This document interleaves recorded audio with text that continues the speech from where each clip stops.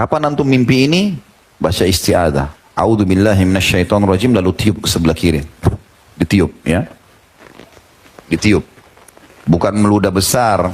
Bismillahirrahmanirrahim. Bismillah. Assalamualaikum warahmatullahi wabarakatuh. Alhamdulillah. Wassalatu wassalamu ala rasulillah. Segala puji dan puja kehadirat Allah subhanahu wa ta'ala, juga salawat dan taslim kepada Nabi besar Muhammad sallallahu alaihi wa sahbihi wasallam. Kita akan melanjutkan bahasan dosa-dosa besar. Semoga Allah SWT selamatkan kita dari itu. Dan kita masuk insya Allah malam ini dosa besar ke-122. Tentang masalah berdusta dalam mimpi. Saudaraku seiman, kita tahu bersama-sama dan kita tentu pernah lalui dalam hidup kita. Bahkan mungkin sering sekali kita mimpi. Dan mimpi ini dijadikan oleh sebagian ulama sebagai dalil akal atau secara akal tentang buktinya ada alam gaib. Di antaranya Syekh Abu Bakar Jazair rahimahullah menjelaskan masalah itu dalam buku beliau tentang masalah mimpi itu bagian daripada bukti adanya alam gaib. Karena kita dalam kondisi tidur tapi melihat diri kita seperti naik di atas tunggangan. Kalau kita mungkin kendaraan sekarang, mungkin naik pesawat, ngobrol sama orang, makan.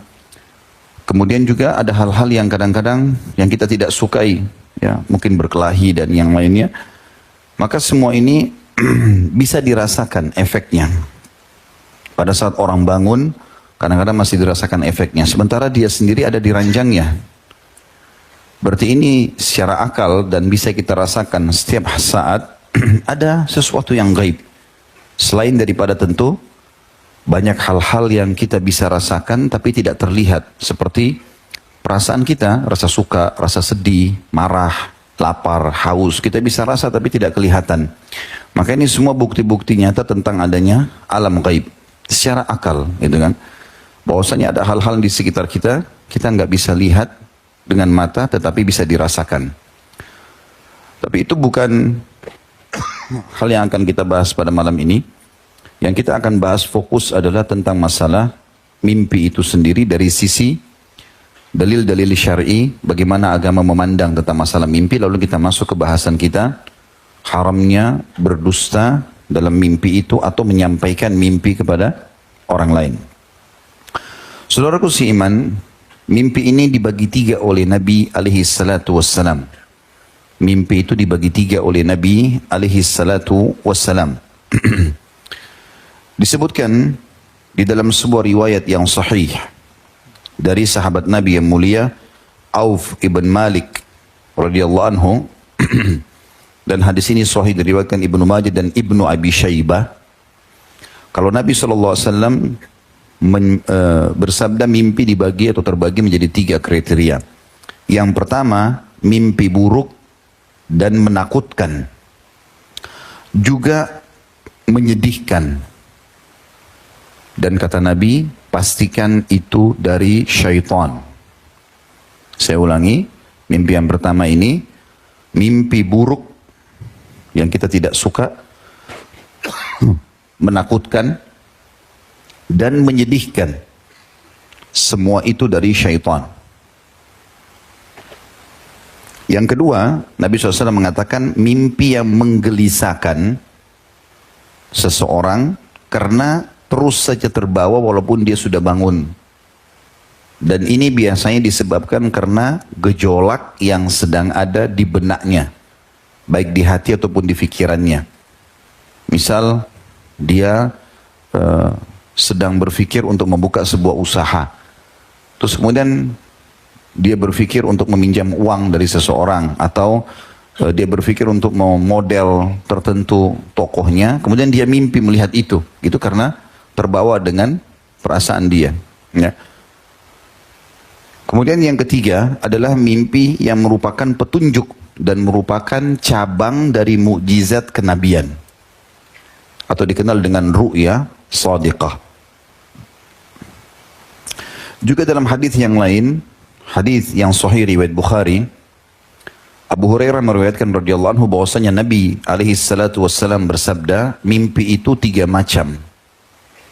Bisikan hati, maksudnya tadi di hadis yang sebelumnya, poin nomor 2, ini ya.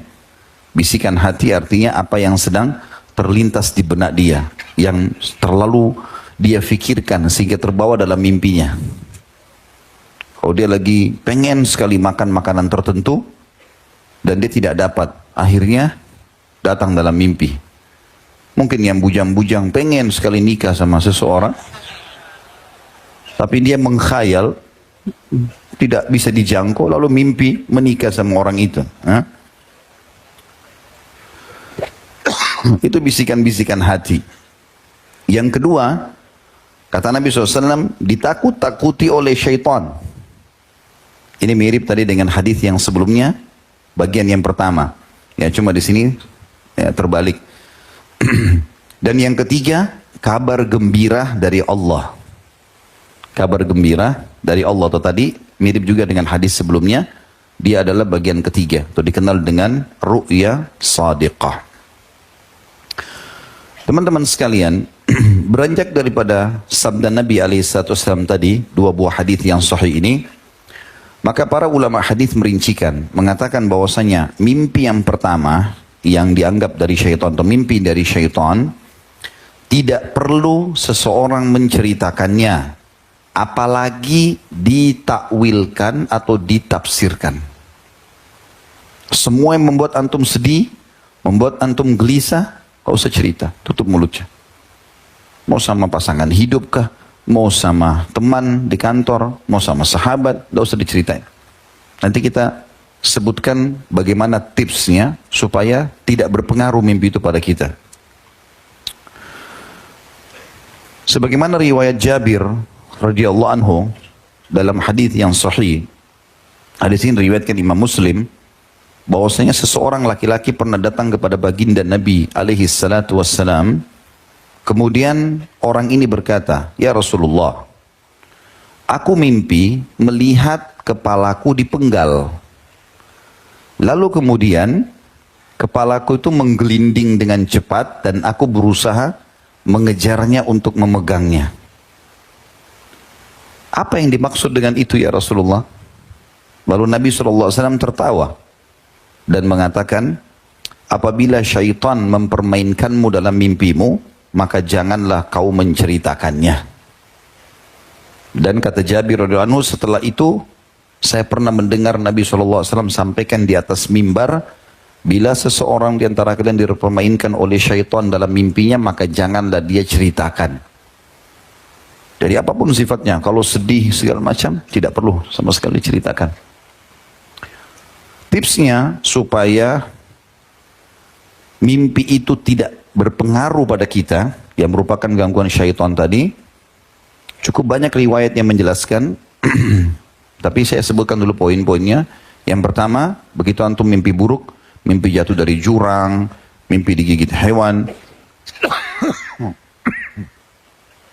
atau yang sejenisnya, antum mimpi ya apalah yang menyedihkan, berpisah dengan pasangan, padahal sebenarnya antum tidak ada apa-apa, dan segala macam hal sehingga antum merasa sedih, terbebani, atau antum melihat pasangan antum selingkuh, padahal sebenarnya tidak, syaitan permainkan.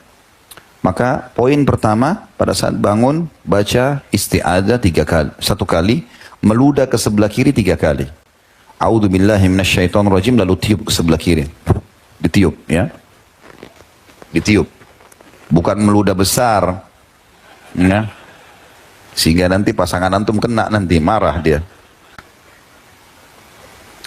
Yang kedua, memohon kepada Allah agar dilindungi dari keburukannya ya. Walaupun isti'adzah sudah mewakili poin kedua ini, nanti kita akan dengarkan hadisnya. Kemudian yang ketiga, jangan diceritakan pada orang-orang, termasuk pasangan hidup kita. Suami istri pun tidak usah cerita. Kapan itu menyedihkan, kapan itu mengganggu hubungan rumah tangga, kapan itu memberikan, bahkan seringkali ada suami istri mereka tidak ada apa-apa, tapi salah satunya dimimpikan menikah sama orang lain, bercerai, ribut. Atau kadang-kadang ada juga orang mimpi sosok orang soleh Tapi dia mimpi orang itu malah menjadi penjahat. Ya. Permainan syaitan. Dan banyak contoh yang ulama sebutkan dalam masalah ini. Sesuatu yang tidak masuk di akal, selesai. Ya. Itu sesuai dengan hadis Nabi SAW. Apabila kalian bermimpi buruk, apabila kalian mengalami mimpi buruk, kata Nabi SAW, hendaklah meludah ke sebelah kiri 3 kali. Dan memohon perlindungan kepada Allah dari kejahatan syaitan dan dampak buruk mimpi tersebut. Kemudian jangan ceritakan kepada orang lain mimpi itu. Atau jangan ceritakan mimpi tersebut pada siapapun. Maka mimpi itu, kalau dia lakukan 3 hal tadi. Baca isti'adzah, meludah sebelah kiri 3 kali, tidak ceritakan sama orang, maka dampak buruk mimpi tersebut tidak akan mengganggunya. Atau maka mimpi itu tidak akan memberi dampak buruk kepadanya. Hadis riwayat Bukhari Muslim. Hadis sahih ini. Dan Imam Nawawi rahimahullah berkata, terkadang ada orang yang menafsirkan mimpi itu dengan tafsir buruk. Ya, jadi makanya antum tidak boleh cerita kepada sembarang orang. Apalagi kalau itu mimpi tadi yang buruk, yang menyedihkan, yang tidak enak. Karena kalau kita cerita sama orang, Imam Nawawi mengatakan dalam syarah Sahih Muslim, menjelaskan hadis Nabi SAW ini, di jilid 15 halaman 18, ya. Terkadang ada orang menafsirkan mimpi itu dengan tafsir buruk, sebagaimana yang digambarkan dalam mimpi itu. Misalnya, orang pincang, apalah jatuh, cerai, lalu dia bicara sembarangan sama orang, sehingga orang itu mulai menafsirkan. Nanti kita akan jelaskan ya, bukan tidak boleh menafsirkan mimpi, tapi harus ahlinya. Tidak boleh sembarangan orang. Kapan dia bilang, oh sepertinya begini, bisa terjadi itu. Dengan takdir Allah subhanahu wa ta'ala. Ini Imam Nawawi mengatakan, terkadang ada orang yang menafsirkan mimpi itu dengan tafsir buruk, sebagaimana yang digambarkan dalam mimpi itu. Meskipun masih banyak kemungkinan, masih bisa terjadi yang lain, tapi orang ini sok tahu lalu dia menafsirkannya karena diceritakan oleh temannya. Tafsir buruk itu terjadi dengan takdir Allah Ta'ala. Karena mimpi yang dialami seseorang ibarat sesuatu yang terbang. Artinya, ketika mimpi itu memiliki 2 kemungkinan makna, kemudian ditafsirkan pada salah satu maknanya, maka akan terjadi sesuai yang mendekati sifat tersebut. Oleh karena itu, tadi kita dilarang untuk menceritakan. Ya. Dan tadi sudah kita jelaskan bagaimana seorang sahabat yang menggambarkan kepalanya terputus. Ya. Kalau kita tidak faham riwayat ini teman-teman sekalian, maka kita akan berpikir negatif. Oh, kepala saya dipenggal, apakah saya akan dibunuh orang? Bisa berpikiran begitu. Tapi ternyata Nabi SAW menganggap itu permainan syaitan. Sementara mimpi yang kedua, tadi itu mimpi yang pertama ya. Mimpi yang kedua adalah mimpi yang tadi bisikan hati maksudnya. Kita berbicara riwayat pertama yang saya sebutkan. Kalau di riwayat kedua ini disebutkan kriteria yang pertama. Yang bisikan-bisikan hati, yang kita cenderung mau makan, kita cenderung suka sama orang. Maksud dalamnya masalah ini biasanya mimpi junub ya. Terlalu suka sama seseorang berlebihan, akhirnya dia mimpi biologis di situ. Bahkan kadang-kadang ada orang bangga, dia bilang, ya paling tidak mimpinya. Kenapa antum ketawa? Pernah ngalami? Maka ia juga melakukan hal yang sama. Seperti poin pertama tadi. Dia baca isti'adzah, dia meludah 3 kali sebelah kiri, kemudian dia tidak menceritakan kepada orang lain. Sebagaimana hadis Nabi SAW. Kemudian yang ketiga, mimpi yang ketiga adalah ru'ya sadiqah tadi ya. Mimpi yang benar. Yang datangnya dari Allah subhanahu wa ta'ala. Nah ini berbeda hukumnya.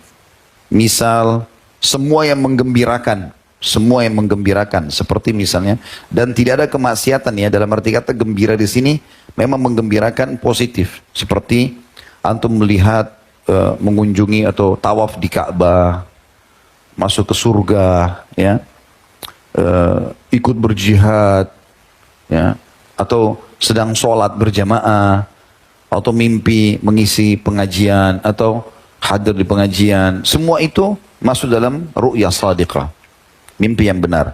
Dan ini masuk dalam sabda Nabi alaihi salatu wassalam tentang masalah ru'ya shadiqah. Banyak sekali hadisnya, di antaranya Nabi SAW mengatakan mimpi yang benar atau ru'ya shadiqah adalah bagian cabang dari 46 cabang mukjizat kenabian. Hadis Bukhari.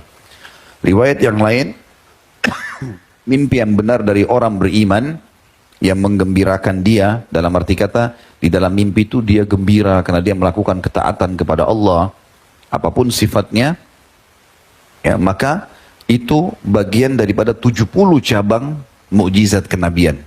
Katanya Nabi sudah tidak ada, tapi seringkali Allah memberikan informasi dari mimpi orang-orang yang beriman ini, ya.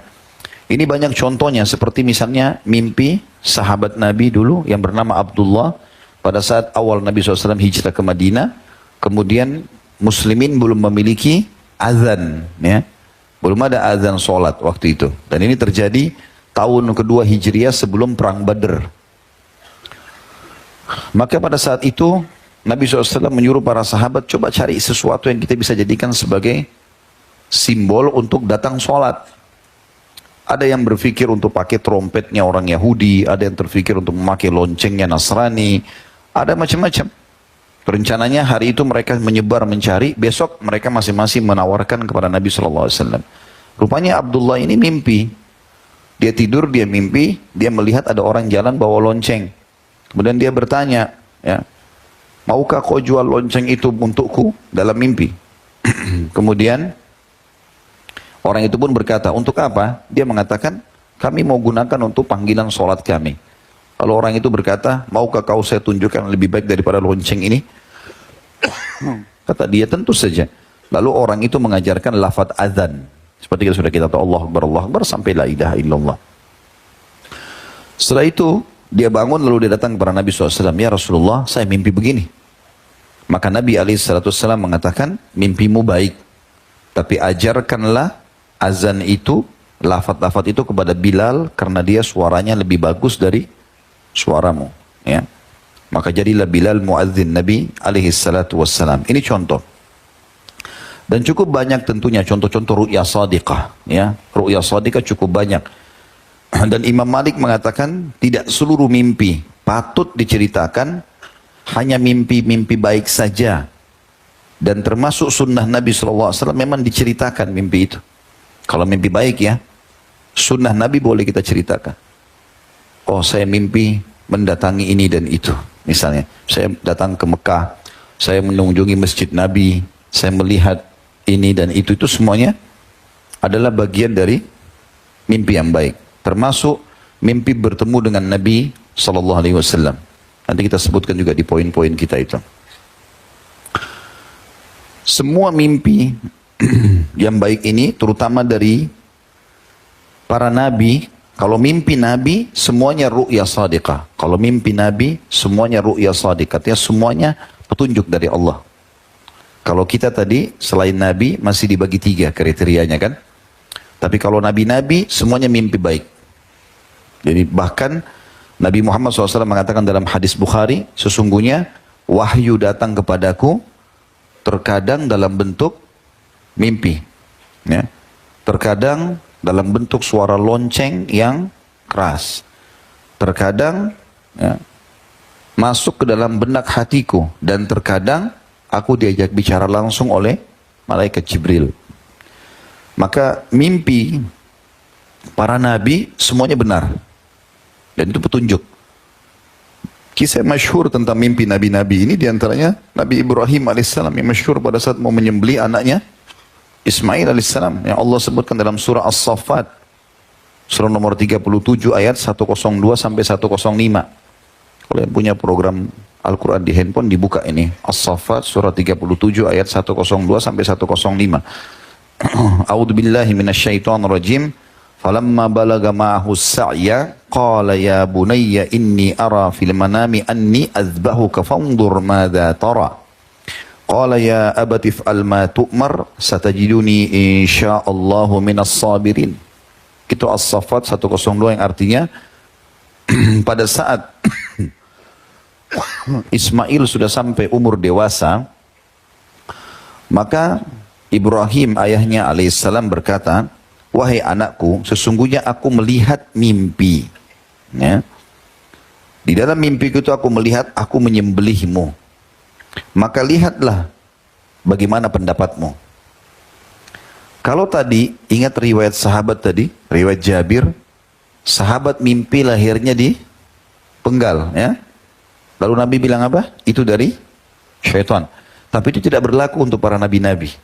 Kalau Nabi benar. Makanya saya sengaja datangkan ini untuk menjelaskan pengecualian.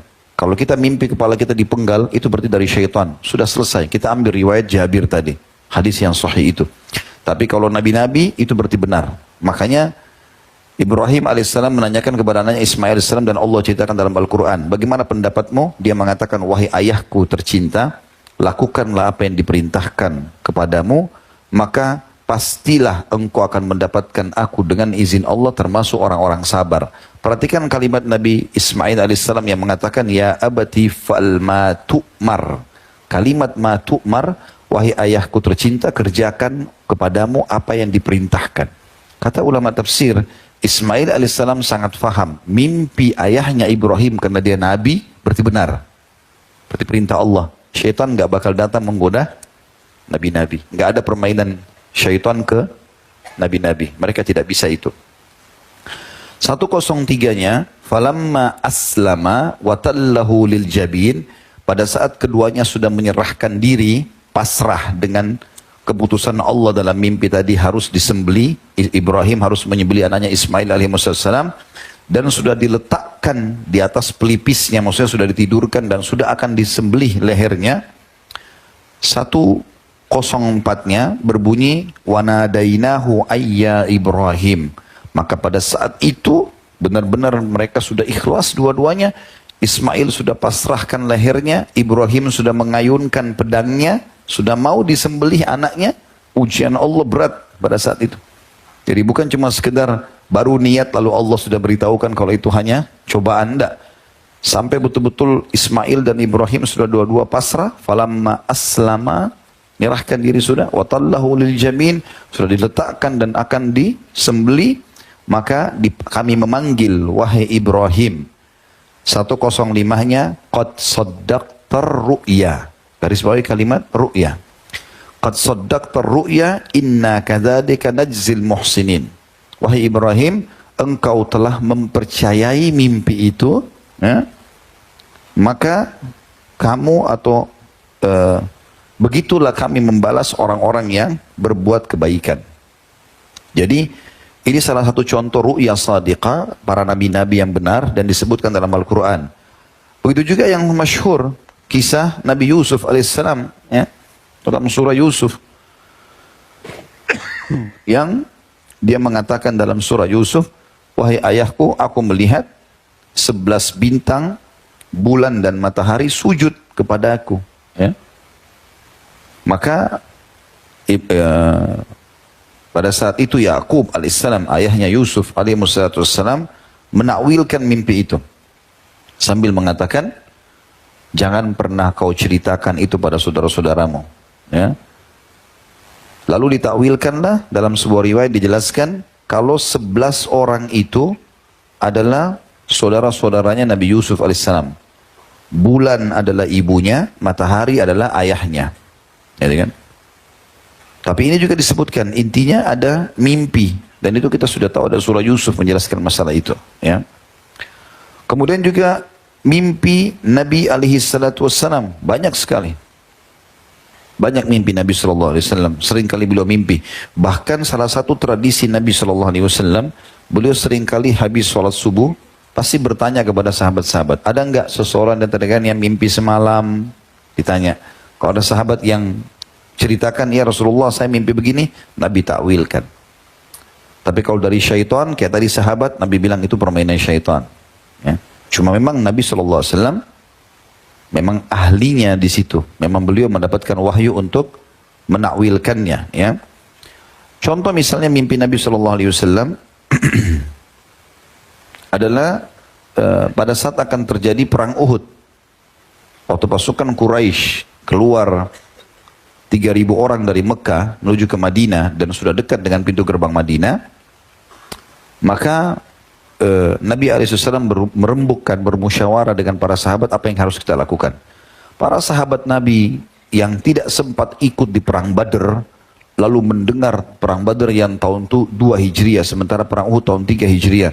Itu ada malaikat yang datang, para syuhadanya mati dan berbicara dengan Allah. Pemimpin-pemimpin Quraisy banyak yang terbunuh. Mereka yang tidak sempat hadir di Badr, semangat, ya Rasulullah, kita keluar saja, lawan mereka. Apalagi kami nggak punya peluang kemarin di Badr. Sebagian sahabat mengatakan, ya Rasulullah, bagaimana pendapat Anda? Nabi mengatakan kalau saya cenderung bertahan di dalam benteng. Kalau dalam benteng maka otomatis musuh mudah dihadapi karena benteng-benteng zaman dulu tuh tinggi 10-15 meter bahkan lebih. Lalu dilumurin dengan minyak sehingga musuh nggak mudah untuk naik.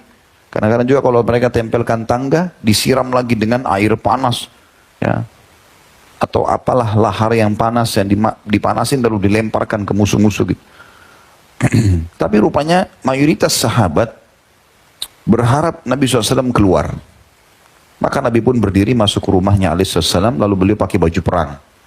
Rupanya beberapa sahabat diantaranya Hamzah dan yang lainnya radhiyallahu anhum majma'in itu lalu berkata, sepertinya kita terlalu memaksakan pendapat kepada Nabi SAW. Terlalu maksain pendapat. Sekarang kita ke rumahnya Nabi saja, kemudian kita bilang aja sama Nabi, gitu. Kita bilang sama Nabi, gak apa-apa dia bertahan di Madinah aja. Mereka tunggu, begitu Nabi SAW keluar, sudah dengan pakai topi besi, baju besi, sudah dengan perisai, dengan pedang. Lalu mereka mengatakan, ya Rasulullah, sepertinya kami memaksakan pendapat pada anda. Kalau anda mau bertahan di Madinah silahkan. Maka keluarlah sabda Nabi SAW yang masyhur, tidak layak bagi seorang Nabi kalau sudah mengenakan baju perang, melepasnya kembali sampai Allah berikan petunjuknya. Dia menang atau dia kalah dari musuhnya. Dan ini ciri seorang muslim. Kalau sudah berazam, bertekad, dan itu kebaikan, tawakal ala Allah. Nggak boleh ragu-ragu. Jalan, selama itu kebaikan jalan. Maka pada saat itu Nabi SAW mengatakan, aku melihat mimpi. Aku melihat mimpi. Kata para sahabat, apa mimpi anda Rasulullah? Kata Nabi SAW, aku melihat ada retakan di pedangku. Kemudian aku juga melihat ada sapi yang disembelih. Dan aku melihat aku masuk ke dalam sebuah benteng yang kokoh. Kata para sahabat, apa takwilnya ya Rasulullah? Kata Nabi SAW, kalau pedang yang retak itu berarti ada sahabatku yang terbunuh. Kalau sapi yang disembelih berarti ada kerabatku yang mati. Dan benteng yang kuat adalah kota Madinah. Dan betul terjadi seperti yang Nabi SAW takwilkan masalah itu. Dan cukup banyak tentu contoh-contoh yang berhubungan dengan masalah itu. Orang-orang juga pernah ada seorang wanita datang kepada Nabi SAW dan beliau menakwilkan itu ya, mimpinya. Tapi ini Nabi SAW, beliau memang layak untuk menakwilkan mimpi. Ada seorang wanita mengatakan, ya Rasulullah, saya mimpi ya, ada anak kecil atau ada bagian dari anggota tubuh anda, maaf, ada bagian dari anggota tubuh anda di rumahku, kata ibu itu. Kebetulan ibu ini, dia memang suka menjual jasa ASI. Ya. Maka dia mengatakan, ya Rasulullah, aku mimpi semalam melihat bagian dari tubuh anda ada di rumah kami. Maka kata Nabi SAW, itu menandakan Fatimah akan melahirkan anak beliau SAW radhiyallahu anha, Fatimah Zahra akan melahirkan anak laki-laki dan dia nanti anak itu atau cucuku akan disusui olehmu. Maka terjadilah seperti yang disampaikan oleh Nabi SAW. Nabi SAW menekankan dalam sebuah hadis yang sahih, apabila seseorang dari kalian melihat mimpi yang menggembirakan, mimpi yang benar, hendaklah ia mengucapkan Alhamdulillah dan ceritakan ke orang lain. Tadi saya bilang mimpi tawaf di Ka'bah, mimpi masuk surga, boleh kita sampaikan. Bahkan bagian dari sunnah Nabi SAW kita menyampaikan. Tapi ingat ya, mimpi yang menggembirakan dan baik. Kapan itu menyedihkan, menyusahkan, atau masalah aib orang, maka itu semua dari syaitan. Lakukan tadi poin-poin yang sudah kita jelaskan. Kata Nabi SAW, apabila seseorang dari kalian melihat mimpi yang menggembirakan, maka hendaklah ia mengucapkan Alhamdulillah dan ceritakan ke orang lain. Sebaliknya, bila mimpinya buruk, ya, menyedihkan atau memunculkan duka citanya, ya, maka pastikan itu dari syaitan. Karena itu ia hendak mengucapkan isti'adzah. A'udzubillahi minasyaitonirrajim, dan jangan menceritakan pada orang lain karena mimpi itu tidak akan mendatangkan mudarat padanya. Hadis ini riwayat Bukhari. Ya. Ulama merincikan tentang masalah permainan syaitan tadi yang dilarang untuk menceritakan juga ini. Yang paling sering dalam rumah tangga itu dimimpikan selingkuh, diahnya atau pasangannya selingkuh, supaya terjadi cekcok. Kapan antum mimpi ini? Baca isti'adzah. A'udzubillahi minasyaitonirrajim. Meludah sebelah kiri 3 kali, kemudian jangan ceritakan, termasuk sama pasangan kita. Kapan antum terpancing? Bangun tengah malam korek. Saya mimpi tadi. Kamu jalan sama ini dan itu, ya. Pasti benar. Ini handphonemu saya periksa. Ini dia jadi syaitan manusia, ya, yang mendukung syaitan jin. Ini kalau ada syaitan jin di sini marah sama kita nih, kita bongkar kedoknya, ya. Jadi tidak boleh cerita. Itu contoh ulama mengatakan dalam masalah rumah tangga. Yang paling sering dimimpikan perselingkuhan atau tadi mimpi junub, ya. Kalau orang mimpi junub sesekali mungkin masuk akal. Tapi kalau ada orang rutin seminggu sekali, ya, ini tanda tanya ini. Nah, maka itu contoh. Begitu juga ulama memberikan contoh dalam rumah tangga ini, kalau ada wanita muslimah hamil, kadang-kadang syaitan bermain memimpikan bayinya keluar atau bayinya hilang. Padahal sebenarnya tidak ada. Selama itu tidak terjadi real di depan mata kita, berarti permainan syaitan. Karena itu menyedihkan kan? Sehingga kalau dia sedih, betul-betul berpengaruh pada janinnya. Itu juga contoh dalam